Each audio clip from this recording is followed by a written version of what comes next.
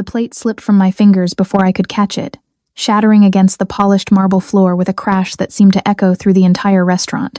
Fragments of white porcelain scattered like snowflakes across the black tiles, the expensive sauce spreading in a messy puddle. The dining room went silent for one excruciating moment, dozens of eyes turning to stare at the disaster and at me. "Cazzo kid merita," I muttered under my breath. The Italian curse my grandmother had taught me slipped out before I could stop myself. My cheeks burned as I knelt down, desperately trying to gather the broken pieces with trembling hands. Mr. Donati's voice boomed across the dining room of Bissimo, the upscale Italian restaurant where I'd been working for the past 8 months. He told me, "Miss Parker, that's the 3rd plate this week." He stood with his arms crossed, his round face flushed with anger, and said the cost was coming out of my paycheck again. "I'm sorry, Mr. Donati. It won't happen again," I promised, knowing full well it was a lie. My exhaustion made my fingers clumsy, my mind foggy. Working double shifts 6 days a week would do that to anyone. He snapped at me to clean it up now and be quick about it, before turning to the other patrons with an apologetic smile. "Please continue enjoying your meals, everyone. My sincerest apologies for the disturbance." I bit my lip to keep from crying as I scurried to the supply closet for a broom and dustpan. At 26, I hadn't imagined this would be my life. Scraping by on tips, living in a shoebox apartment with a roommate I barely knew, drowning in student debt from a degree I never finished. After my mother's cancer diagnosis last year, I dropped out of nursing school to help with her medical bills. Now she was gone, and I was left with nothing but grief and debt. As I swept up the broken plate, I felt a strange shift in the atmosphere of the restaurant. The constant murmur of conversation dimmed, replaced by whispers and an unusual stillness. I looked up to see the maitre d' rushing to the entrance, his usually composed face now a mask of anxious deference. "Mr. Moretti, what an honor to have you join us tonight," he gushed, bowing slightly. "Your usual table is ready, of course." I froze at the name. Everyone in Chicago knew of the Moretti family, even if you pretended not to. They controlled half the city's businesses, some legitimate, most not. Rumors of their involvement in everything from protection rackets to worse circulated constantly, though nothing ever seemed to stick to them legally. I'd seen the name in newspapers, heard it whispered in corners of the restaurant, but I'd never seen any of them in person until now. He entered surrounded by 3 men in dark suits, their eyes constantly scanning the room, but it was him I couldn't look away from. He was tall with broad shoulders, perfectly fitted in what was clearly a custom suit. He moved with the confident grace of a predator. His dark hair was styled impeccably, his jawline sharp enough to cut glass. But it was his eyes that held me captive, dark as midnight, and just as fathomless. Alessio Moretti, the youngest son, who had somehow risen to become the head of the family at just 32 after his father's mysterious retirement to Sicily. I realized I'd been staring only when those dark eyes suddenly locked with mine. His gaze flickered briefly to the mess at my feet, then back to my face with an intensity that made my skin prickle. I quickly looked down, focusing on sweeping the remaining shards into the dustpan, willing myself to become invisible. I managed to clean up the mess and retreat to the kitchen where chaos reigned as the chef barked orders at his staff. The news of Moretti's arrival had everyone on edge. Mr. Donati grabbed my arm as I disposed of the broken plate. "Sophia, table 7 needs a server. Monica called in sick and we're short-staffed." My stomach dropped. "Table 7. But that's..." He cut me off, saying he didn't care if it was the Pope himself. "You're the only one available. Don't screw this up." His fingers dug into my arm. "One mistake with the Morettis and you're done. Understand?" I nodded, my throat too dry to speak. As I straightened my black uniform dress and retied my apron with trembling fingers, I gave myself a silent pep talk. Just take their order. Bring their food. Don't make eye contact. Simple. Nothing was ever simple when it came to the Morettis, as I was about to discover. I approached table 7 with my professional smile firmly in place. Notepad clutched like a shield. Alessio Moretti sat with his back to the wall, giving him a clear view of the entire restaurant. His 3 companions were positioned around the table, their eyes constantly moving, assessing. "Good evening, gentlemen," I managed without my voice shaking. "Welcome to Bissimo. May I start you with some drinks?" While the others ordered scotch and whiskey, Moretti simply watched me. I could feel his gaze like a physical touch, assessing, calculating. When I finally turned to him, I found myself trapped in those dark eyes. "And for you, sir?" I asked, proud that my voice remained steady. He stated, rather than asked, that I was new. His voice was a deep, smooth rumble with just a hint of an Italian accent. "I've been here 8 months, sir," I replied automatically. One corner of his mouth lifted slightly. "Yet I've never seen you before." "I usually work lunch shifts and weekdays, sir." I didn't add that I'd picked up extra shifts wherever I could to make rent. He studied me for another moment before ordering Barolo, the 2010 reserve. I nodded and turned to leave when his voice stopped me. He asked for my name. I hesitated, something instinctive warning me against sharing even that small piece of information, but refusing wasn't an option. Sophia Parker. He tilted his head slightly and asked if I was Italian. My grandmother was from Florence. Something flickered in his eyes. Interest, perhaps. Bring the wine yourself, Sophia Parker. Don't send anyone else. It wasn't a request. The night progressed in a blur of tension. Every time I approached their table, conversation would cease. Every time I leaned in to place a dish or refill a glass, I could feel Moretti's eyes following my movements. His companions treated me with disinterest bordering on disdain, but he watched me with an intensity that made me feel both seen and exposed. By the time I brought their desserts, my nerves were frayed. As I set down the tiramisu in front of one of the men, his hand brushed against mine in a way that couldn't be accidental. I jerked back instinctively, causing the dessert to slide precariously close to the edge. The man smirked, his eyes traveling up and down my body in a way that made me feel dirty. "Careful there, pretty girl," he said, his voice slick with suggestion. "We wouldn't want another accident, would we?" Before I could respond, Moretti's voice cut through the air, cold and sharp as ice. "That's enough, Vince." Just 2 words, spoken barely above a whisper. But Vince's smirk vanished instantly, replaced by something that looked remarkably like fear. "Sorry, boss. Just having a little fun. She's not here for your amusement." Moretti's eyes never left mine as he spoke, and there was something in them I couldn't quite interpret. Possession, perhaps, or simple irritation at his subordinate's behavior. I finished serving their desserts without further incident, and retreated to the kitchen, my heart pounding. When I returned later with their check, the tension at the table was palpable.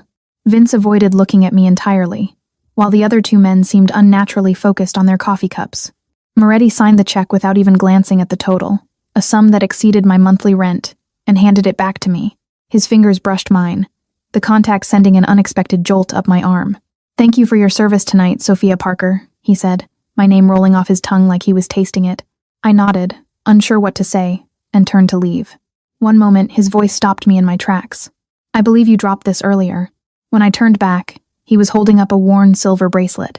My mother's bracelet, the one she'd given me before she died. My hand flew to my wrist, finding it bare. How had I not noticed it was missing? "I thank you," I stammered, reaching for it. He held it just out of reach, examining the simple charm that hung from it. A small silver key. "This is important to you." It wasn't a question, but I answered anyway. It was my mother's. Something shifted in his expression. A softening so subtle I might have imagined it. He motioned for me to extend my wrist, and when I did, he fastened the bracelet himself. His fingers were warm against my skin, surprisingly gentle for a man rumored to be so dangerous. "Take better care of precious things, Sophia," he said quietly. "They have a way of disappearing when left unattended." The warning in his words was unmistakable, though I didn't understand what I was being warned against. I left work at midnight, exhausted, but grateful for the generous tip Moretti had left. It was enough to cover this month's portion of my mother's hospital bills. The night air was cool against my skin as I waited at the bus stop, the street eerily quiet for downtown Chicago. When a sleek black Bentley pulled up to the curb, I instinctively stepped back into the shadows of the bus shelter. The rear window rolled down, revealing Alessio Moretti's face, his expression unreadable in the dim light. "Get in," he said, the door opening as if by magic. My heart hammered against my ribs. "I take the bus, thank you." It wasn't an offer, Sophia Parker. His voice remained calm, almost gentle, but there was steel beneath it. "The last bus left 15 minutes ago. Get in." He was right about the bus. I'd missed it while counting my tips. Still, every instinct screamed at me to run, to call a ride share, to do anything but get into that car. As if reading my thoughts, he added, "I'm merely offering you a safe ride home. Nothing more." Perhaps it was exhaustion, or the genuine concern I thought I detected in his voice, or simply the knowledge that refusing Alessio Moretti twice in one night might be more dangerous than accepting his offer. Whatever the reason, I found myself sliding into the leather seat beside him, the door closing behind me with a soft, expensive click. The interior smelled of leather and his cologne, something woody and expensive that made my head swim. One of his men sat in front, separated from us by a privacy partition that rose silently at the press of a button. "Where do you live?" Moretti asked, his eyes never leaving my face. I hesitated before giving my address in a neighborhood that was decidedly not where someone like him would typically venture. If he was surprised, he didn't show it. simply relaying the information to his driver. As we pulled away from the curb, I clutched my purse on my lap, staring straight ahead. The silence stretched between us, thick with unasked questions. "You speak Italian," he finally said. It wasn't a question. I tensed, remembering my muttered curse when I'd broken the plate. Just a few phrases my grandmother taught me. "Cazzo giornata dea," he quoted perfectly, and my face burned. A rather colorful phrase for a grandmother to teach. I swallowed hard. She had a vivid vocabulary. His laugh was unexpected, deep, and genuine, transforming his severe features into something almost approachable. "I like honesty, Sophia. It's refreshing in my world." The car glided through the night-empty streets, the city lights painting shadows across his face. I studied him carefully when I thought he wasn't looking. The perfect cut of his suit, the glint of a platinum watch at his wrist, the signet ring on his right hand bearing what looked like a family crest. "Why are you doing this?" I finally asked, unable to contain my curiosity. "Giving me a ride home." His eyes met mine, dark and unfathomable. Perhaps I wanted to finish our conversation without an audience. "We weren't having a conversation," I pointed out. "Ve'antve." His lips curved into something not quite a smile. "You told me a great deal tonight without speaking a word." A chill ran down my spine. "I don't know what you mean." "You're drowning, Sophia Parker," he said softly. "Working yourself to exhaustion, jumping at shadows, wearing grief like a second skin." I stiffened, shocked by his perception and the casual way he laid me bare. "You don't know me." "Not yet," he agreed, "but I'd like to." The car slowed as we approached my rundown apartment building, its peeling paint and broken security door a stark contrast to the luxury I was currently sitting in. I reached for the door handle, desperate to escape this man who saw too much. "Wait." Moretti's hand covered mine, warm and surprisingly gentle. From an inside pocket, he withdrew a business card. It was thick, cream-colored cardstock with just a phone number embossed in black. "If you ever need anything at all, call this number." I stared at the card, not taking it. "Why would you help me?" "Let's call it curiosity," he said, his eyes never leaving mine as he tucked the card into my purse. "For now." The driver opened my door, standing protectively as I stepped out onto the cracked sidewalk. Before the door closed again, Moretti leaned forward, his gaze intense. "Bora Camilla," he said softly. "Until we meet again." As the Bentley disappeared into the night, I stood frozen, clutching my purse with its dangerous new addition. Something told me my life had just irreversibly changed, though I couldn't have known then just how right I was. In my tiny apartment, as I collapsed onto my bed, still in my uniform, I pulled out the business card. The paper was thick between my fingers, the number seeming to pulse with possibilities and dangers I couldn't begin to understand. I should throw it away. Forget this night ever happened.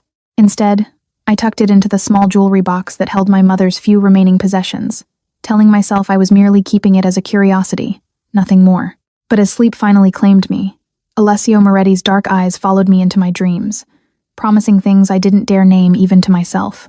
The next morning dawned with a relentless headache and the lingering sensation of being watched. I'd barely slept. My dreams were haunted by dark eyes and whispered Italian. As I shuffled to my tiny kitchenette to make coffee, my roommate Zoe was already there, her hospital scrubs wrinkled from her overnight shift. "You look like hell," she announced, passing me a chipped mug of coffee. "Late night?" I accepted the caffeine gratefully, avoiding her curious gaze. "Just the usual double shift." She studied me over the rim of her own mug. "You sure that's all? Because Mrs. Herschel in apartment 3B said she saw you getting out of a fancy black car last night. Said the man inside looked like he belonged in a movie." My stomach twisted. The last thing I needed was neighborhood gossip. Just a customer from the restaurant. He offered me a ride when I missed the bus. Zoe's eyebrows shot up. A customer in a car worth more than this entire building. "Sophia, what aren't you telling me?" "Nothing," I insisted, the lie bitter on my tongue. "It was just a ride." She looked unconvinced, but mercifully dropped the subject when her phone chimed. "Got to run. Extra shift. Bills won't pay themselves." She squeezed my shoulder as she passed. "Be careful, okay? Men who drive cars like that usually want something in return." After she left, I stood motionless in our silent apartment, my coffee cooling, forgotten in my hands. Zoe's warning echoed what I already knew. Men like Alessio Moretti didn't do anything without purpose. What did he want from me?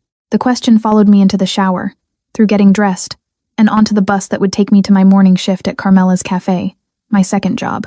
The small Italian cafe was quieter than Bissimo, frequented by students from the nearby community college and locals looking for authentic espresso. The owner, Carmela, was a 60-something widow who'd taken a liking to me when I'd correctly pronounced all the Italian pastry names during my interview. She reminded me of my grandmother, fierce, loving, and perpetually worried that I wasn't eating enough. "Sophia, you're early," she called as I entered through the back door. Her sharp eyes immediately narrowed. "And you look terrible. Sit. Sit. I'll make you something to eat." "I'm fine, Carmela." "Really? Nonsense. You're pale as my pizza dough." She ushered me onto a stool at the small prep table and bustled around the kitchen. "That fancy restaurant is working you too hard. You should quit. Work here full-time." I smiled tiredly. "You know I can't afford that. Bissimo pays better." She muttered something in Italian that sounded distinctly unflattering toward my other employer as she placed a plate of frittata in front of me. "Eat. Then we talk." The routine of the cafe gradually eased my tension. I lost myself in the rhythm of pulling espresso shots, steaming milk, arranging pastries, and chatting with the regulars. Here in this warm space smelling of coffee and baked goods, last night felt like a strange dream. Until the bell over the door chimed at precisely 10:47 a.m. I didn't need to look up to know who had entered. The cafe went quiet, conversation stuttering to a halt as Alessio Moretti stepped inside, followed by a single bodyguard who positioned himself near the door. Unlike last night's formal attire, today Moretti wore a charcoal gray cashmere sweater over dark jeans. The casual clothes somehow made him look even more dangerously attractive. My hands froze on the espresso machine. How had he found me here? I hadn't told him about my second job. His eyes found mine immediately, a small smile playing at the corners of his mouth as he approached the counter. The other customers gave him a wide berth, conversations resuming in hushed tones. "Good morning, Sophia," he said, my name still rolling off his tongue like a caress. "Mr. Moretti," I managed, wiping my suddenly damp palms on my apron. "Alessio," he corrected, resting one hand casually on the counter. The signet ring gleamed under the cafe lights. "I think we're past formalities, don't you?" Before I could respond, Carmela emerged from the kitchen, stopping short when she saw who was at my counter. Recognition, followed by weariness, flashed across her face. "Mr. Moretti," she said, her voice carefully neutral. "An honor to have you visit my humble cafe." He turned to her with a respectful nod. "Mrs. Ritchie, it's been too long. My father always spoke highly of your late husband and your cannoli." A complex emotion crossed Carmela's face, something like grief mixed with caution. "Antonio was fond of your father as well. Before everything. Whatever everything was hung in the air between them, laden with history I didn't understand." Moretti merely inclined his head again before turning back to me. "A double espresso per favor," he said, "and whatever pastry Sophia recommends." Carmela gave me a sharp look before retreating to the kitchen, leaving me alone with him. I busied myself with the espresso machine, grateful for something to do with my trembling hands. "The almond croissants are good," I offered, not looking at him. "Carmela makes them herself." "Then an almond croissant it is." He watched me work, his gaze so intense I could feel it like a physical touch. "You're surprised to see me." It wasn't a question, but I answered anyway. "I didn't tell you I worked here." "You didn't have to." He accepted the espresso. I slid across the counter, his fingers brushing mine deliberately. "I make it my business to know things, Sophia." The implication sent a chill down my spine. Had he been having me followed, looking into my life? I placed an almond croissant on a plate with more force than necessary, powdered sugar dusting the counter. "Why?" I demanded, keeping my voice low. "Why would you care where I work or what I do?" His eyes held mine, dark and unreadable. "You intrigue me." "I'm a waitress," I said flatly. "There's nothing intriguing about me." "I disagree." He took a sip of his espresso, nodding appreciatively. "A half-Italian waitress who works 2 jobs, speaks her grandmother's language, and wears grief and exhaustion like armor, yet still carries herself with quiet dignity. I find that very intriguing indeed." My face heated at his assessment. "I'm just trying to survive, aren't we all?" Something flashed in his eyes. A vulnerability so brief I might have imagined it. Then his mask of cool control returned. "I have a proposition for you." Alarm bells rang in my head. "I'm not interested in." "It's not what you're thinking," he interrupted, amusement flickering across his face, "though your assumption is illuminating." I flushed deeper, mortified. "My mother is hosting a charity gala this Saturday," he continued. "I find these events tedious, but an appearance is required. I'd like you to accompany me." I stared at him, certain I'd misheard. "You want me to go to a charity gala with you? Is that so difficult to believe?" "Yes," I said honestly. "You could have anyone. Models, socialites, women who actually own evening gowns and know which fork to use." His lips quirked. "Perhaps that's precisely why I don't want them." A customer cleared their throat behind him, waiting to order. I welcomed the interruption, needing space to think. Moretti stepped aside, taking his espresso to a small table in the corner. He sat with his back to the wall, sipping his coffee, and watching me as I served other customers, his bodyguard standing impassively nearby. When the morning rush subsided, he approached the counter again, setting down his empty cup. "You haven't given me an answer."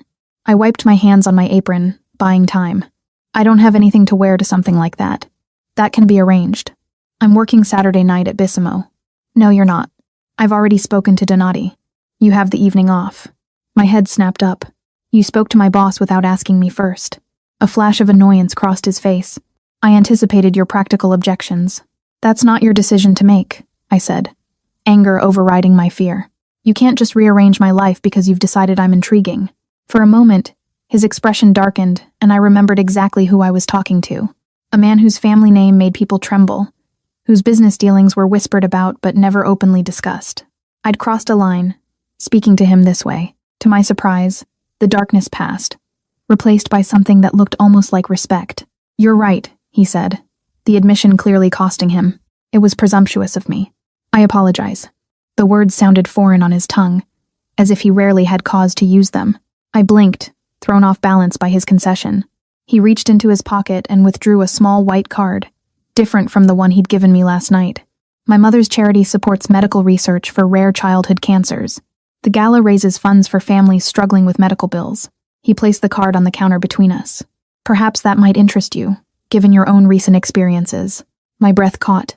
How did he know about my mother? About the medical bills that had consumed my life savings and then some? "The invitation stands," he continued, his voice gentler than I'd heard it before. "A car will come for you at 7 on Saturday if you decide to accept. If not," he shrugged one shoulder elegantly. "I'll understand." He turned to leave, his bodyguard immediately moving to open the door. At the threshold, he paused, looking back at me. "For what it's worth, Sophia, I think you'd bring more genuine compassion to that ballroom than all the socialites and their designer gowns combined." The bell chimed as the door closed behind him, leaving me clutching the invitation card with shaking hands. It was thick, cream-colored cardstock embossed with gold lettering. The Moretti Foundation Annual Charity Gala, supporting families fighting childhood cancer. Carmela emerged from the kitchen as soon as he was gone, her face tight with concern.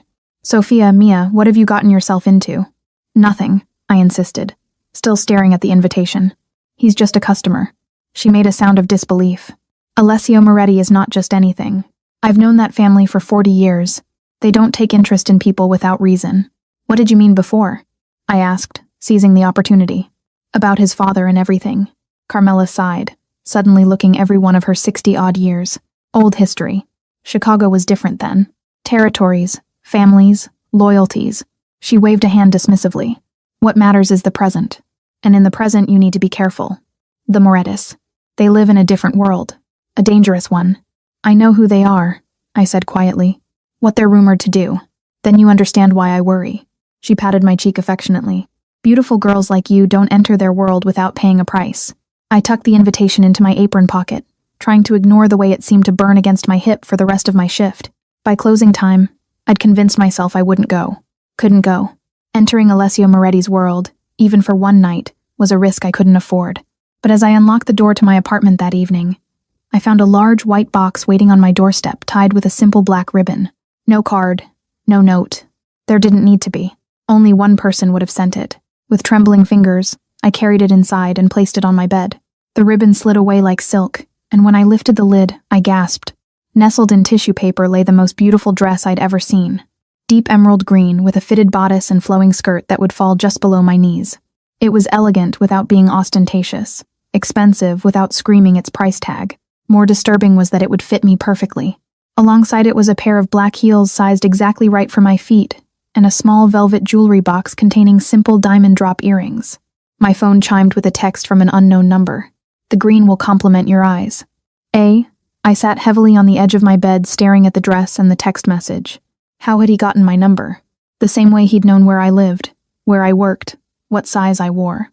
He had resources, connections, power, and for some unfathomable reason, he'd turned that power toward me. I should return the dress, send a polite but firm refusal, keep my distance from a man whose world would swallow mine whole without a trace. That would be the sensible choice, the safe choice. Instead, I found myself replying, "How did you know my size?"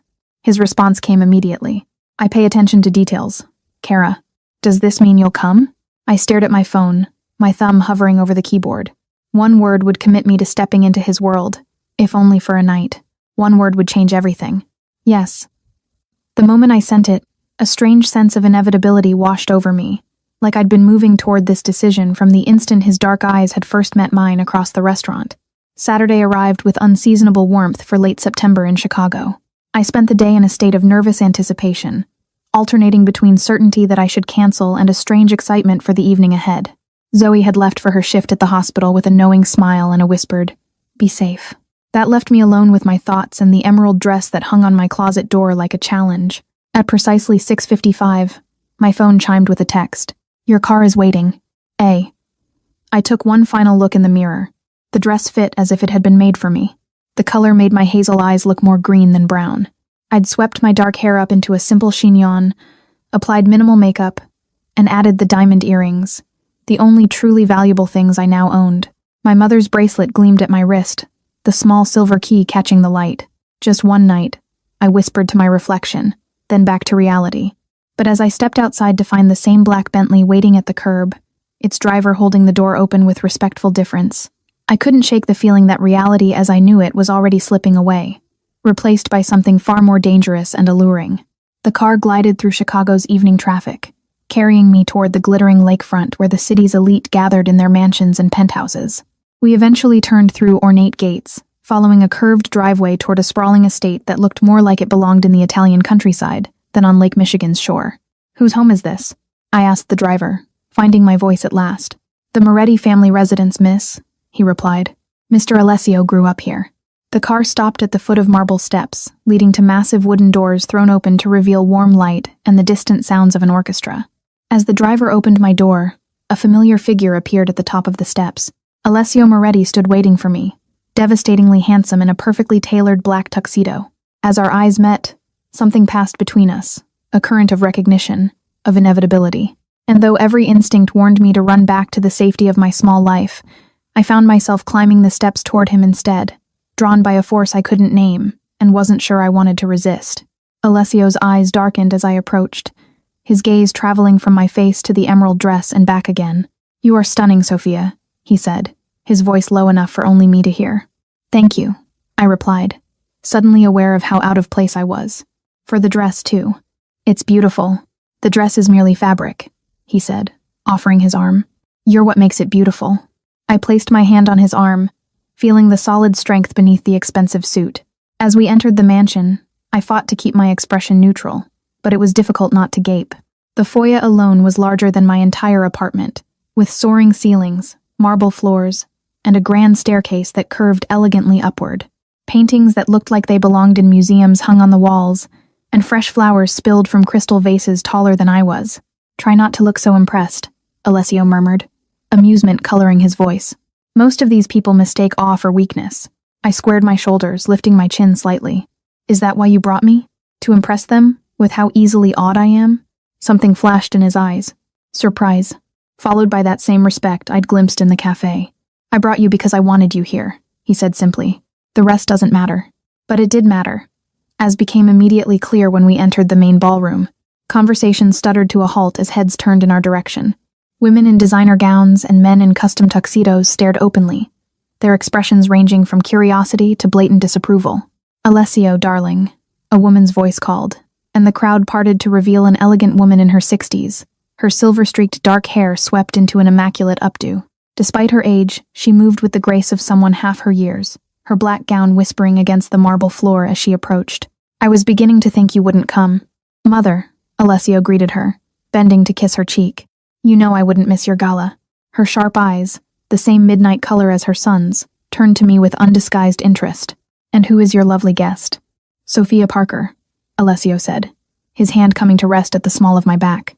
"Sophia, this is my mother, Elena Moretti." I extended my hand, hoping she couldn't see it trembling. "It's an honor to meet you, Mrs. Moretti. Your home is beautiful." She took my hand, her grip surprisingly strong. "Italian?" she asked, though I was certain she already knew the answer. "My grandmother was from Florence," I replied. The same answer I'd given her son. A smile that didn't quite reach her eyes curved her lips. "How delightful." "Alessio, Do introduce Sophia around. I must check on the auction items." She patted his cheek in a gesture both affectionate and proprietary before gliding away, leaving a cloud of expensive perfume in her wake. "She doesn't approve of me," I murmured, as Alessio guided me deeper into the room. "She doesn't know you," he corrected. "My mother reserves judgment until she has all the facts." "And what facts are those?" His hand pressed more firmly against my back. "That you're not like the women I usually bring to these events." Before I could ask what he meant, we were approached by a group of men in tuxedos, their expressions a careful blend of deference and caution as they greeted Alessio. I stood silently as they discussed business matters in vague terms: property acquisitions, import challenges, staffing issues at establishments with Italian names. One of them was Vince, the man who had made me uncomfortable at the restaurant. His eyes slid to me repeatedly, his gaze assessing and cold. "Miss Parker," he said during a lull in the conversation. "That's quite a dress. I barely recognized you without your waitress uniform." Heat rushed to my face, but before I could respond, Alessio's arm slid around my waist. "Sophia is my guest tonight, Vince," he said. His tone was pleasant, but with an undercurrent of warning. "I trust you'll remember that." Vince's smile froze. "Of course, boss. Just making conversation. Find someone else to converse with," Alessio suggested, his voice still light despite the unmistakable command. The group dispersed quickly after that, leaving us momentarily alone in the crowded room. I stepped away from his hold, needing space to breathe. "You didn't have to do that. I can handle myself." "I know you can," he said, surprising me. "But tonight you're under my protection. That means something in my world." "And what exactly is your world, Alessio?" I asked, emboldened by the champagne I'd sipped and the frustration of being treated like a possession. "Everyone here looks at you like you're either royalty or a predator they're afraid to turn their backs on." His expression remained impassive, but something flickered in his eyes. "Perhaps I'm both." Before I could press further, the orchestra began playing a waltz and couples moved to the center of the ballroom. Alessio extended his hand. "Dance with me." It wasn't a request, but neither was it quite a command. Something in between, an expectation that assumed compliance, but offered the illusion of choice. I hesitated only briefly before placing my hand in his. He led me onto the dance floor with confident grace, one hand at my waist, the other clasping mine. I was grateful for the dance lessons my mother had insisted on when I was younger, though I'd never danced with a partner who moved with such practiced ease. "You surprise me, Sophia," he said as we turned smoothly among the other couples. "Most women would be asking about my cars, my properties, my businesses by now." "I'm not most women," I replied, "and I'm more interested in why you brought me here than in what you own." A genuine smile curved his lips, transforming his severe features. "Direct? I appreciate that." He pulled me fractionally closer as we turned again. "I told you. You intrigue me." "That's not an answer." His eyes held mine, searching. "When you've had everything handed to you your entire life, Sophia, you develop a sensitivity to authenticity. The women I usually meet want something. Status, money, the thrill of danger. You," he paused, considering. "You look at me like you're trying to solve a puzzle, not secure an advantage." "Maybe I'm just better at hiding my motives," I suggested. He laughed then, the sound rich and unexpected. "No, cara mia, you're many things, but duplicitous isn't one of them. Your face reveals everything you feel." As if to prove his point, his hand at my waist slid slightly lower, and I felt heat rush to my cheeks. His smile deepened, satisfied. The music ended, and he led me from the dance floor toward a set of French doors that opened onto a terrace overlooking manicured gardens. The night air was cool against my flushed skin. The distant sound of Lake Michigan was a soothing counterpoint to the orchestra inside. "Better?" he asked, watching me closely. I nodded, grateful for the momentary escape. "It's a bit overwhelming." "The wealth?" he asked. "Or me?" "Both," I admitted honestly. "I don't belong in this world, Alessio." "Perhaps this world doesn't deserve you," he countered, moving to stand beside me at the stone balustrade. "These people with their old money and older secrets, they play at charity while protecting their fortunes. At least I'm honest about who I am." "Are you?" I turned to face him. "Because I still don't know. Everyone whispers about your family, but no one says anything directly." His expression hardened slightly. "What do they whisper, Sophia?" I hesitated, suddenly aware of how isolated we were on the terrace. "That your family controls half of Chicago's businesses, that people who cross you disappear, that your father didn't really retire to Sicily." Something dangerous flashed in his eyes. There and gone so quickly I might have imagined it. "And do these whispers frighten you?" "They should," I said softly, "but I'm still here." He studied me for a long moment, his gaze so intense I had to resist the urge to look away. "My father was weak," he finally said, his voice low. "He let sentimentality cloud his judgment, allowed rivals to encroach on what belonged to our family. I did what was necessary to preserve our legacy." A chill ran down my spine that had nothing to do with the night air. He hadn't denied anything. In fact, he'd all but confirmed the darkest rumors. "Why are you telling me this?" I asked. He reached out, his fingertips brushing a loose strand of hair from my face with surprising gentleness. "Because you asked. And because I find I don't want to lie to you, Sophia." The intimacy of the gesture, coupled with his words, left me momentarily speechless. I was saved from having to respond by the arrival of another guest on the terrace. A tall, striking woman in a red gown that clung to her model-thin figure. "Alessio," she purred, her accent distinctly European. "I've been looking everywhere for you." His hand dropped from my face, his expression cooling instantly. "Francesca, I wasn't aware you were in Chicago. Your mother invited me." Her heavily lidded eyes flicked dismissively over me before returning to Alessio. "She thought you might appreciate some familiar company." The implication hung in the air between them. Clearly, they had history. The woman was stunning with the kind of polished beauty that came from expensive care and genetic good fortune. Next to her, I felt painfully ordinary in my borrowed finery. "I have company," Alessio said flatly, his hand finding the small of my back again. "Sophia, this is Francesca Ricci, an old acquaintance." "Francesca. Sofia Parker." Francesca's perfectly sculpted eyebrows rose fractionally. "Parker. Not Italian, then." "My father was American," I said, oddly defensive. "My mother's family was from Florence." "How quaint." Her smile was sharp as a knife. "And what is it you do, Sophia Parker?" Before I could answer, Alessio cut in. "Sophia works in hospitality. She's remarkably accomplished." Francesca's laugh was like glass breaking. Beautiful but dangerous. "Hospitality. Alessio, your mother will have a fit." "My mother's opinions are her own," he said coldly. "As are mine." She stepped closer, placing a manicured hand on his arm. "Don't be difficult, Tesoro. You know how these little diversions of yours always end. Why put the poor girl through it?" I felt my face burn with humiliation. Was that what I was? A diversion? A brief entertainment before he returned to women like Francesca. "That's enough," Alessio said, his voice dropping to a register that made the hairs on the back of my neck stand up. "You're being rude to my guest, Francesca." She withdrew her hand as if burned, something like fear flashing across her perfect features. "My apologies. I simply misunderstood the nature of your relationship." Her smile was brittle as she turned to me. "Enjoy your evening, Sophia Parker. However long it lasts." She swept back into the ballroom, leaving a chill in her wake. I stepped away from Alessio's touch, suddenly needing distance. "Is she right?" I asked, hating the vulnerability in my voice. "Am I just a diversion? Something different to amuse you until you get bored?" His jaw tightened. "Francesca is bitter. We were engaged once briefly. It ended badly. That doesn't answer my question." He moved toward me, and though everything in me wanted to retreat, I held my ground. "I don't know what this is yet, Sophia," he said, his voice softer than I'd heard it before. "But it's not a diversion." The sincerity in his eyes was disarming. I wanted to believe him, even as every rational part of me screamed that this was dangerous. He was dangerous. A man like him didn't enter the life of a woman like me without devastating consequences. Before I could respond, a discreet cough interrupted us. One of Alessio's men stood at the terrace doors. "Excuse me, sir. There's a situation that requires your attention." Alessio's expression darkened. "Now? I'm afraid so, sir. Your mother suggested the study." He sighed, clearly annoyed at the interruption. "Tell her I'll be there momentarily." When the man had gone, he turned back to me. "I need to deal with this. Will you be all right on your own for a few minutes?" Part of me was relieved for the reprieve, a chance to gather my scattered thoughts away from his overwhelming presence. "I'll be fine. Go handle your situation."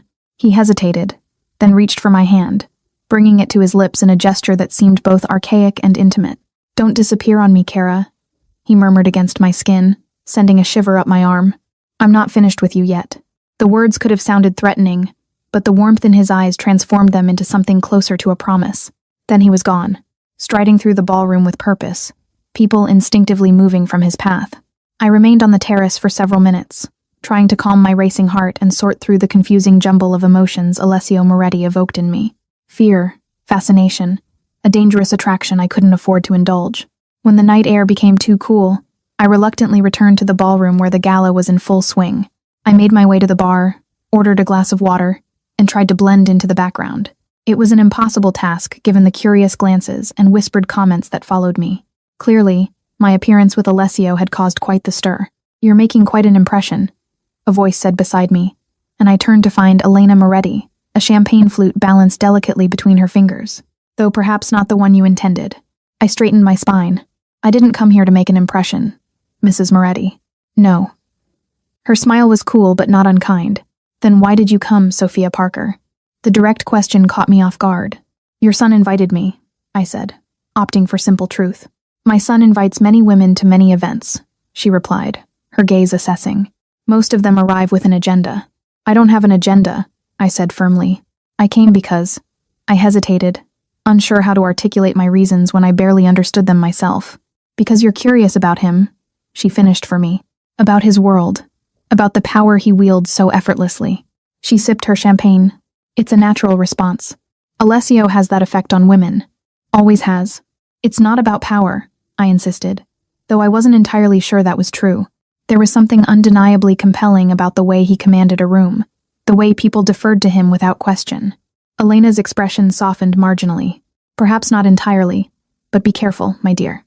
My son doesn't give his interest lightly, but neither does he give his heart. Men like him, men like his father, they take what they want and move on. It's their nature." Before I could respond to this maternal warning, a commotion near the entrance to the ballroom caught our attention. Raised voices, then a man stumbling backward as if pushed. Alessio appeared in the doorway, his expression thunderous, his hand gripping the arm of a younger man who looked vaguely familiar. "What on earth?" Elena murmured, setting down her champagne. "Excuse me." She moved swiftly toward the disturbance, the crowd parting for her as it had for her son. I remained where I was, watching as Alessio released the man with a slight shove, speaking words I couldn't hear, but whose tone was unmistakable. Cold fury barely contained. The younger man straightened his jacket, his face flushed with either embarrassment or anger. He said something in return, his gaze suddenly shifting in my direction. Alessio followed his line of sight, our eyes meeting across the room. Something in his expression changed, hardened, and he gestured sharply to one of his men, who immediately began moving toward me. Alarm flared in my chest. What was happening? The bodyguard reached me before I could decide whether to stay or flee. "Miss Parker," he said respectfully, "Mr. Moretti asks that you join him." Now, I followed the bodyguard through the crowd, acutely aware of the eyes tracking our progress. Whatever confrontation had occurred seemed to have been temporarily diffused. Alessio now stood with his mother and the younger man, in what appeared to be a tense but controlled conversation. As we approached, I could hear Elena speaking in rapid Italian, her elegant hands gesturing emphatically. The young man, perhaps in his early 30s, with the same dark coloring as the Morettis, but lacking Alessio's commanding presence, was shaking his head, his expression sullen. "I've done nothing wrong," he was saying as we came within earshot. "You're overreacting as usual, Marco," Alessio said, his voice deceptively calm. "This is neither the time nor the place." His eyes flicked to me as I stopped beside his bodyguard, and something in his expression shifted. "Sophia, come here." It wasn't quite an order, but neither was it a request. I moved to his side, hyper-aware of the curious onlookers pretending not to watch the family drama unfolding. "Sophia, this is my younger brother, Marco," Alessio said, placing a hand at the small of my back in what was becoming a familiar gesture of both possession and protection. "Marco, Sophia Parker." Marco's eyes, the same midnight shade as his brother's and mother's, widened in recognition. "Parker, the waitress." He gave a disbelieving laugh. "So, the rumors are true. You're slumming it these days, brother." Elena made a sharp noise of disapproval. "Enough, Marco. You're embarrassing yourself and the family." "I'm embarrassing the family?" Marco's voice rose slightly before he caught himself, leaning in to hiss, while he parades his latest conquest at Mother's charity gala. "A waitress, for God's sake." I stiffened, humiliation burning through me. "I should go," I murmured to Alessio, starting to pull away. His grip tightened, keeping me firmly at his side. "No," he said, his eyes never leaving his brother's face. "Marco is just leaving." "You can't dismiss me like one of your employees," Marco snapped. "This is Mother's event, not yours. And as such, I expect my sons to behave with dignity." Elena interjected smoothly. "Marco, we'll discuss this tomorrow. For now, I suggest you make your apologies to Miss Parker and take your leave." Marco's jaw worked as he visibly struggled with his temper. Finally, he gave a stiff nod. "My apologies, Miss Parker," he said, not sounding remotely sorry. "Family disagreements shouldn't involve outsiders." He turned to his mother, kissing her cheek. I'll call you tomorrow. He pointedly ignored Alessio as he left, shouldering his way through the crowd with none of his brother's grace or authority. The moment he was gone, Elena turned to us, her expression carefully composed. Well, that was unfortunate, she said, as if discussing a minor catering mishap rather than a public family confrontation. Sophia, I must apologize for my younger son's behavior. Marco has always struggled with decorum. It's fine, I said automatically, though it was anything but. I felt distinctly out of place, caught in the middle of a family power struggle I didn't understand. It's not fine, Alessio said, his voice tight with controlled anger. And we both know this wasn't about decorum. Elena sighed, smoothing an invisible wrinkle from her gown. Perhaps we could discuss this privately after the gala. There's nothing to discuss, he replied. I've made my position clear. Marco needs to accept it, or there will be consequences. Something unspoken passed between mother and son. An entire conversation conducted through subtle shifts in expression that left me feeling like I was watching a foreign film without subtitles. Very well, Elena finally said. But this isn't over, Alessio. The family expects unity, especially now. Her eyes darted briefly to me before she added, we can't afford distractions. With that cryptic comment, she turned to greet an approaching couple, smoothly transitioning back into her role as gracious hostess. Alessio's hand remained at my back, his touch tense. What was that about? I asked quietly. Why was he so upset to see me?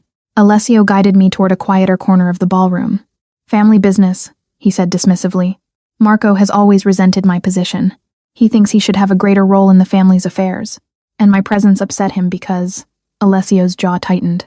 Because he knows I value you, and he looks for any perceived weakness to exploit.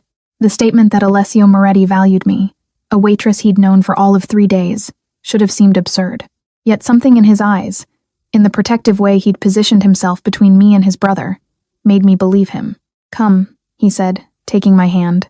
I think we've provided enough entertainment for one evening. He led me through a side door and down a corridor lined with paintings that looked valuable enough to fund my entire education. We climbed a sweeping staircase, the sounds of the gala fading behind us until we reached a set of double doors. Alessio opened them, revealing a large study with floor-to-ceiling windows overlooking the lake. Your office? I asked, taking in the massive desk, the leather chairs, the shelves lined with books that looked well-read rather than merely decorative. One of them, he replied, closing the doors behind us. I thought you might appreciate a moment away from the spectacle.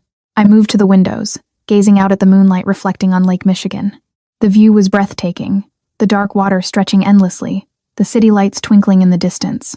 It was a view that spoke of wealth, of power, of a world so far removed from my own that it might as well be another planet. Your brother really hates me, I said, still facing the window. Or at least he hates that I'm here with you. Alessio moved to stand beside me, his reflection in the glass solemn and unreadable.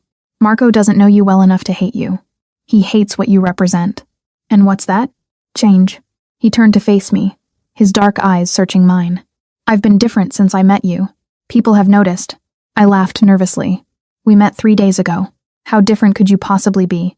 You'd be surprised, he said softly. I've been distracted, less focused. I've missed meetings, delegated decisions I would normally handle personally. All because I can't stop thinking about a waitress who cursed in Italian and looked at me without fear. My heart stuttered in my chest. That sounds like a problem for someone in your position. It is, he agreed, reaching up to brush a strand of hair from my face, his touch lingering on my cheek. A very dangerous problem. I should have stepped back, maintained some distance between us. Instead, I found myself leaning slightly into his touch. Why me? I whispered. You could have anyone. That's precisely the point, isn't it? His thumb traced the line of my jaw, sending shivers down my spine. I can have anyone. Women who want my money, my power, my name. But you, his eyes darkened. You look at me like you see beyond all that. Like you see me. I don't even know you, I protested weakly. Don't you? He challenged. You see more than most, Sophia Parker. It's what makes you dangerous. Before I could respond, a sharp knock on the door interrupted us. Alessio dropped his hand from my face, his expression closing. Enter, he called, stepping back from me. The door opened to reveal one of his men. Not the bodyguard who escorted me, but an older man with silver at his temples and hard eyes. Apologies for the interruption, sir, but there's a situation that requires immediate attention downstairs. Alessio's jaw tightened. Can it wait? I'm afraid not, sir. It concerns the matter we discussed earlier. The man's eyes flicked briefly to me, Then back to Alessio with clear meaning. Alessio nodded once. I'll be right there. When the man had closed the door again, he turned to me with obvious reluctance. I need to handle this. More family business? I asked. A ghost of a smile touched his lips. Something like that. Wait for me here. I won't be long. I can return to the gala. No, he said, his tone brooking no argument. After Marco's display, I'd prefer you stay where I know you're safe. Please, he added, the word sounding unfamiliar on his tongue. Make yourself comfortable. There's a bar by the bookshelf if you'd like a drink. With that, he was gone, leaving me alone in the study of one of Chicago's most notorious men. I wandered to the bookshelves, running my fingers along leather-bound volumes of Italian poetry, history texts, and surprisingly, classic literature. A well-worn copy of Dante's Inferno caught my eye, the same edition my grandmother had kept on her nightstand throughout my childhood. I pulled it from the shelf, leafing through the pages marked with annotations in a strong masculine hand. The notes were in Italian, but I recognized enough words to realize they were thoughtful, scholarly observations. This was not the reading material I'd expected from a man rumored to rule Chicago's underworld. Replacing the book, I moved to his desk, knowing I should respect his privacy, but unable to resist the temptation to learn more about him. The surface was meticulously organized, files stacked neatly, a silver pen set positioned just so, a laptop closed and centered perfectly. The only personal item was a small framed photograph of a much younger Alessio with an older man who must have been his father. They shared the same commanding presence, the same penetrating gaze. A noise at the door made me step back guiltily, but it was only the house staff delivering a tray with a carafe of water and 2 crystal glasses. The woman placed it on a side table without a word, her eyes carefully averted from mine as she slipped out again. I poured myself a glass of water, trying to calm my racing thoughts. What was I doing here? Alone in Alessio Moretti's private study, waiting for him. Like what? A girlfriend, a possession, a diversion, as Francesca had so cruelly suggested. Minutes stretched into nearly half an hour. I had just decided to ignore Alessio's instructions and return to the gala when the door opened. But it wasn't Alessio who entered. It was Elena Moretti, regal and composed as ever. Miss Parker, she said, closing the door behind her. I thought I might find you here. I set down my water glass, suddenly nervous. Mrs. Moretti. Alessio asked me to wait for him. Yes, I'm aware. She moved further into the room, her gown whispering against the carpet. My son is detained. He asked me to check on you. Something about her explanation felt off, but I had no grounds to question it. That's very kind of you. She gestured to one of the leather chairs. May I? There are some things I think we should discuss. Woman to woman. I nodded, taking the seat opposite her. Up close, I could see the fine lines around her eyes, the only indication of her age in an otherwise perfectly preserved face. She folded her hands in her lap, studying me with the same intensity her son often displayed. You're very beautiful, she said at last, though I suspect you don't fully realize it. That's part of your appeal to Alessio. I think he's surrounded by women who weaponize their beauty. You wear yours unconsciously. Thank you, I said cautiously, unsure where this conversation was heading. She smiled slightly. That wasn't entirely a compliment, my dear. Innocence can be as dangerous as calculation in our world. Your world, I corrected gently, not mine. Yet here you are, she pointed out, in my home, wearing a dress my son selected, waiting in his private study. Whether you acknowledge it or not, you've already stepped into our world. I couldn't argue with her logic, uncomfortable as it made me. What did you want to discuss with me, Mrs. Moretti? She studied me for a moment longer, before sighing softly. My son is at a critical juncture in his life, Sophia. The family business is expanding. New territories, new alliances. It requires his complete focus, his unwavering commitment. I'm not distracting him, I said defensively. Her laugh was gentle but dismissive. My dear, you've done nothing but distract him since the moment you met. Alessio has built his reputation on control, on focus. Yet in the past 3 days, he's been late to meetings, delegated important decisions, and spent hours personally investigating your background. The confirmation that he'd been looking into my life sent an uneasy chill down my spine. I didn't ask him to do any of that. You didn't have to. She leaned forward slightly. I don't doubt that you're a good person, Sophia. Your circumstances, your mother's illness, your sacrifice of your education to care for her speak to your character. But good people get hurt in our world, sometimes simply because they're in the wrong place at the wrong time. My mouth went dry at the implied threat. Are you warning me away from your son, Mrs. Moretti? I'm offering you an opportunity, she corrected smoothly. Alessio tells me you left nursing school to cover your mother's medical bills. that you're still struggling with that debt, working 2 jobs just to keep your head above water. I stiffened. I don't want your money. Everyone wants money, my dear. Some are simply more honest about it than others. She reached into a small evening bag, withdrawing an envelope that she placed on the table between us. Inside, you'll find a cashier's check for $50,000, enough to clear your debts and return to school. All I ask in return is that you end whatever this is with my son tonight. I stared at the envelope, shock and indignation warring within me. You're buying me off? I'm offering you a way out, she said, her voice softening. Before you're in too deep to escape. Alessio can be overwhelming. When he wants something, he pursues it with single-minded determination. It can feel flattering, intoxicating even, but men like my son, like his father, they don't change, Sophia. Not even for women they believe they love. The implication that Alessio might come to love me was so absurd that I almost laughed. We barely know each other. You're overreacting to what? A few days of attention. Elena's expression remained serious. My son doesn't give his attention lightly. When he focuses on someone this way, it's consuming for him and eventually for them. I've watched it happen before. A shadow passed over her face. I've lived it myself. Something in her voice, a thread of old pain, carefully contained but still present, gave me pause. You're talking about your husband. She nodded once. Antonio was much like Alessio is now. Powerful, charismatic, dangerous. I was younger than you when we met. He swept me off my feet, promised me the world. Her perfectly manicured fingers traced an invisible pattern on the arm of her chair. What he didn't mention was the cost of that world. The compromises, the fear, the isolation. I'm sorry, I said softly, genuinely moved by the glimpse of vulnerability beneath her polished exterior. She straightened, the moment of openness passing as quickly as it had appeared. Don't misunderstand me. I made my choice, and I've never regretted it. The Moretti name has given me power, influence, security, but it's not a life I would wish on a young woman with other options. She nudged the envelope closer to me. Take the money, Sophia. Go back to school. Become a nurse. Help people.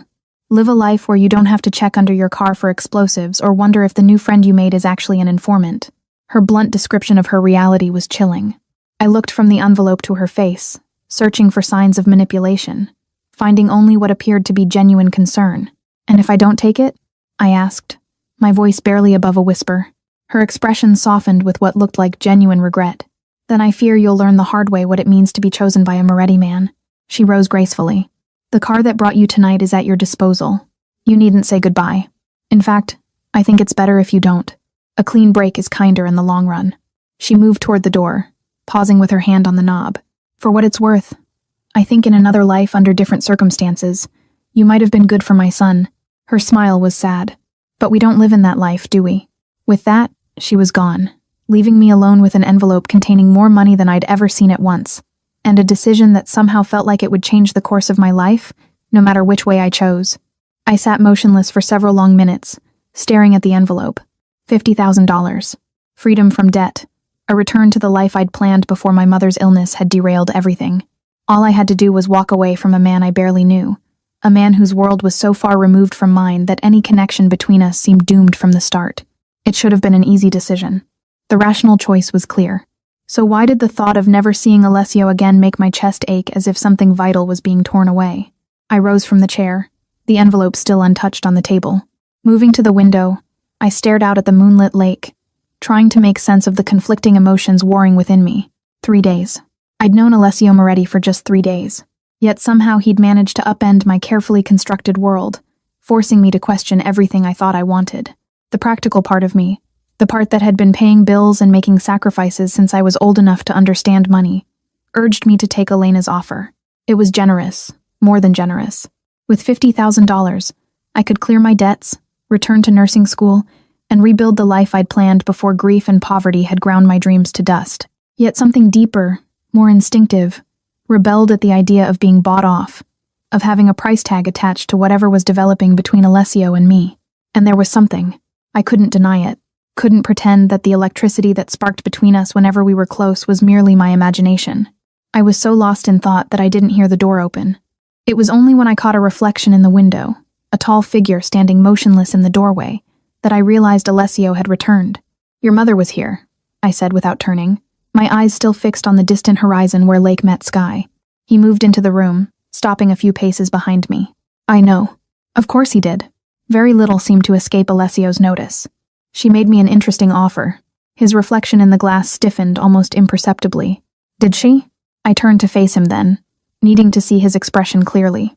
$50,000 to walk away from you tonight. No goodbyes, no explanations. I gestured to the envelope still sitting on the table. Enough to pay off my debts and go back to school. Something dangerous flashed in his eyes as they moved from my face to the envelope and back again. And what did you tell her? Nothing, I admitted. She didn't stay long enough for me to respond. He moved closer, stopping just a foot away, his dark eyes searching mine. Yet, you're still here. I am. Why? The question was soft but intense, as if my answer mattered more than he wanted to admit.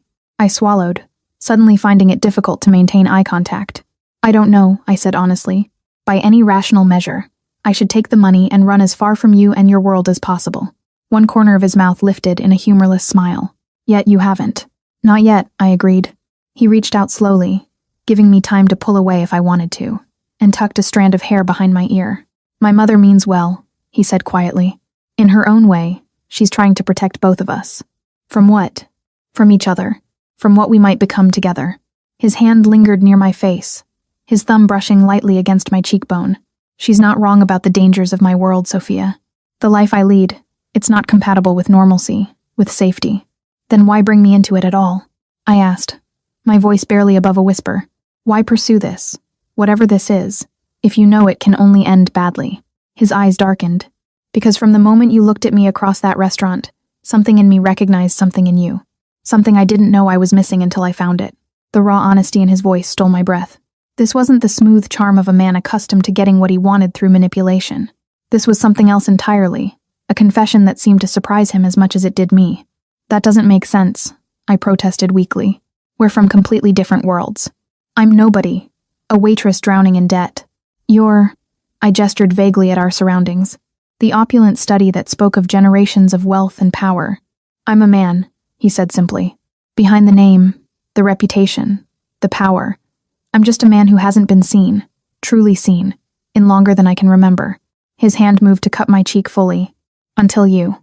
I should have pulled away, should have reached for the envelope and walked out the door, back to the safety of my small life with its modest dreams and manageable expectations. Instead, I found myself leaning into his touch, my eyes closing briefly at the warmth of his palm against my skin. This is insane, I whispered. We barely know each other. Then let me know you, he replied, his voice deepening, and let me show you who I am. Not the man everyone fears. Not the mask I wear for the world. Just me. The sincerity in his eyes was my undoing.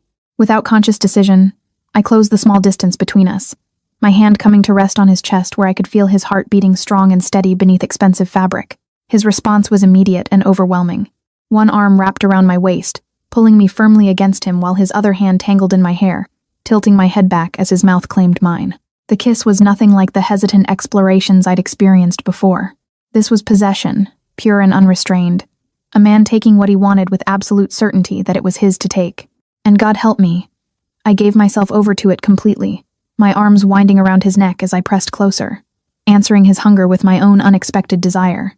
He tasted of expensive whiskey and something darker, more dangerous, a flavor I instantly knew I would crave for the rest of my days. When we finally broke apart, both breathing heavily, his eyes had darkened to near black, his usual control visibly fraying at the edges. Sophia, he murmured, his voice rough with restraint. If you're going to take my mother's money and walk away, do it now. Because if you stay, he drew a ragged breath. If you stay, I won't let you go easily. The warning should have frightened me. Instead, it sent a thrill of something dangerously close to excitement through my veins. I don't want your mother's money, I said, the decision crystallizing as I spoke the words. And I don't want easy. Something primal flashed in his eyes at my response. His hands tightened on me possessively, but before he could speak, a sharp knock on the door forced us apart. Not now, Alessio growled, his eyes still fixed on mine. The door opened anyway, revealing the same silver-haired man from earlier. Sir, I wouldn't interrupt if it wasn't urgent. There's been an incident at the docks. Salvatore's crew. It can't wait. Alessio closed his eyes briefly, frustration evident in the rigid line of his shoulders. When he opened them again, I could see the transformation. The man who had held me with such tender passion was receding behind a mask of cold authority. I'll be right there, he said, his voice now devoid of the warmth it had held moments ago. The man nodded once and withdrew, leaving the door slightly ajar. Alessio turned back to me, conflict clear in his expression. "Go," I said softly, understanding without being told that whatever required his attention was serious. "Handle your business." He reached for my hand, bringing it to his lips in a gesture that was becoming familiar. "This isn't how I wanted tonight to end," he said against my skin. "The night isn't over yet," I replied, surprising myself with my boldness. His eyes darkened again. "Wait for me here, please. I'll have someone bring you anything you need." When I return, he paused, his thumb tracing circles on my wrist. "We'll continue our conversation." The promise in his voice sent heat coursing through me. I nodded, unable to trust my voice. With visible reluctance, he released my hand and moved toward the door, pausing on the threshold to look back at me once more. His gaze was so intense it left me breathless. Then he was gone, the sound of his footsteps fading down the corridor. I sank into one of the leather chairs, my heart racing, my lips still tingling from his kiss. What was I doing? Turning down a chance at financial freedom to pursue what exactly? A relationship with a man whose business dealings were whispered about in fear, whose family operated outside the law, whose world was so fundamentally different from mine that any future between us seemed impossible. My eyes fell on the envelope still sitting on the table. $50,000. Freedom, safety, the rational choice. Instead, I rose and moved to the window again, staring out at the moonlit grounds of the Moretti estate. In the distance, I could see a group of men moving quickly towards several black SUVs parked in a far corner of the property. Alessio was among them, his commanding presence unmistakable, even from a distance. I watched as he issued instructions, his men responding with immediate deference. This was who he was, a man of power, of authority, of danger. A man whose world I was choosing to enter with my eyes wide open. Time passed strangely as I waited. A staff member brought a tray of light refreshments, which I barely touched. I browsed the bookshelves, finding comfort in the familiar titles mixed among business texts and historical accounts of Chicago's storied past. At some point, I kicked off the heels that had been pinching my feet all evening, curling up in one of the large leather chairs with a volume of Italian poetry I remembered my grandmother reciting during my childhood. The gala must have ended hours ago, the guests departing in their luxury cars to their luxury homes, unaware that the host's son was dealing with an incident at the docks rather than bidding them goodbye. I wondered what Elena had told them about my absence, about Alessio's disappearance. Had she expected me to take her money and vanish?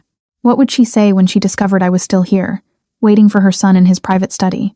It was well past midnight when the door finally opened.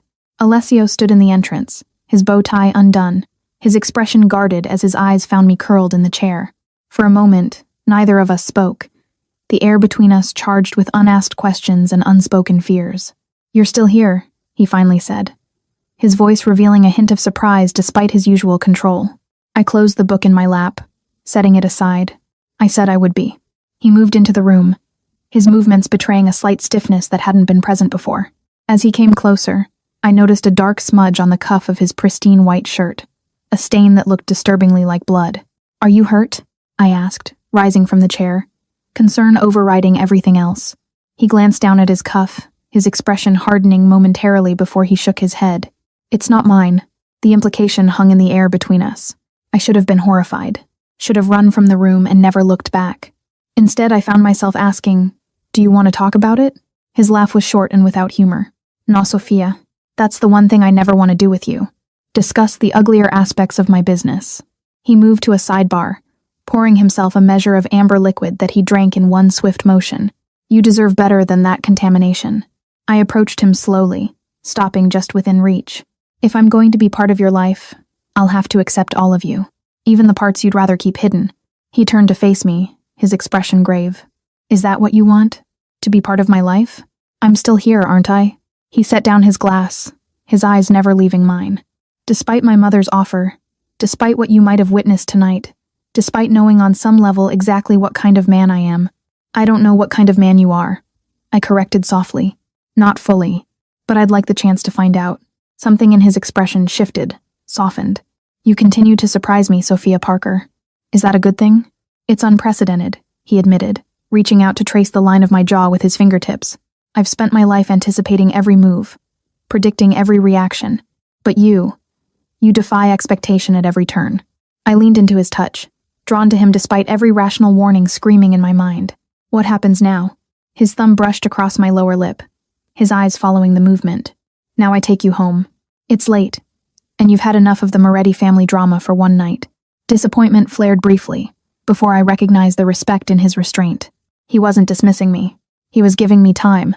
Time to consider, to process, to be certain. And tomorrow? I asked. Tomorrow, he said, his voice deepening. I begin the process of making you mine properly. No more chance encounters. No more family interventions. Just you and me seeing where this leads. The possessiveness in his words should have alarmed me. Instead, it sent a thrill of anticipation down my spine. And if it leads somewhere serious, his expression grew solemn, then you should know what you're getting into, Karamia. My world is not kind to weakness, to vulnerability. Being with me means accepting protection that will sometimes feel like a cage. It means understanding that there are parts of my business you can never know, questions you can never ask. It means trusting me absolutely, even when circumstances appear damning. That's a lot to ask, I said softly. It is, he agreed, which is why I'm giving you tonight to think about it. Tomorrow, when your head is clear and you're away from all this, he gestured to our opulent surroundings. You can decide if what's between us is worth pursuing despite the cost. I studied him in the soft lamplight, this complex man who commanded fear and respect in equal measure, who could order violence one moment and treat me with such tender consideration the next.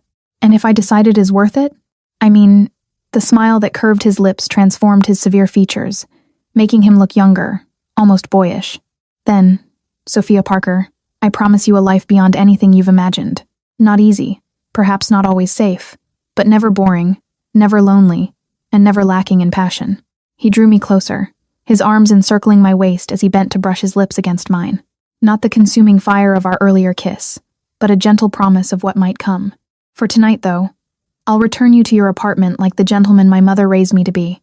True to his word, Alessio escorted me home in his Bentley, his hand holding mine throughout the journey. When we arrived at my rundown building, he walked me to my door despite my protests that it wasn't necessary. Humor me, he said as we reached my apartment. I need to see you safely inside. Professional hazard. I turned to face him at my threshold, suddenly shy despite the intensity of our earlier moments. Thank you for tonight. It was educational. He laughed softly. That's one word for it. His expression grew serious as he reached out to tuck a strand of hair behind my ear. You left the envelope, I noticed. I did. Why? I considered my answer carefully. Because whatever is happening between us, I want it to be real. Not a transaction, not an obligation, just us figuring it out together. He studied me for a long moment, something like wonder crossing his features. You continue to amaze me, he murmured before leaning in to place a brief, tender kiss on my lips. Sleep well, Karamia. I'll call you tomorrow. I watched from my window as his car disappeared into the night, my mind replaying the events of the evening.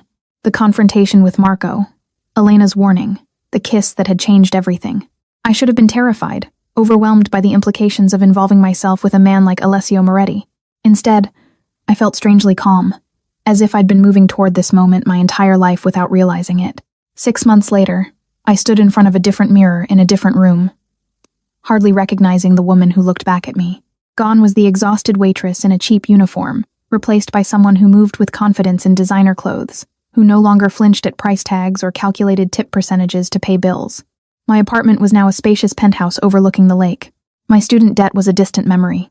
My nursing studies were resumed at Alessio's insistence. You will finish what you started, he had declared on our third date, brooking no argument. I want you to have your own identity, your own purpose beyond me. It hadn't all been easy, this transition into Alessio's world. There had been tense dinners with Elena, who had eventually thawed when she realized I wasn't going anywhere. There had been outright hostility from Marco, who still regarded me with barely concealed disdain at family gatherings. There had been nights when Alessio returned late, tight-lipped about where he'd been or what he'd done, and I'd had to learn to stop asking certain questions. But there had also been moments of such profound connection, such raw honesty between us that they outweighed every difficulty. Alessio, with his guard down, was a different man. Passionate, sometimes playful, fiercely protective, and capable of a tenderness that still caught me by surprise. Ready, Kara?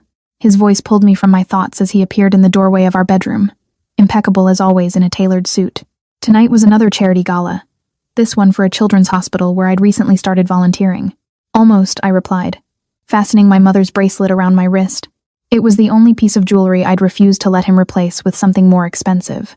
The silver key charm caught the light as I turned to face him. He moved behind me, his arms encircling my waist as he pressed a kiss to the sensitive spot below my ear. "You're beautiful," he murmured, his eyes meeting mine in the mirror. I leaned back against his solid strength, studying our reflection. The powerful man in his perfect suit, and the woman who had found her own kind of strength in his world. We made an unlikely pair, the Mafia Boss and the waitress who had cursed in Italian. Yet somehow, against all odds, we fit. "What are you thinking?"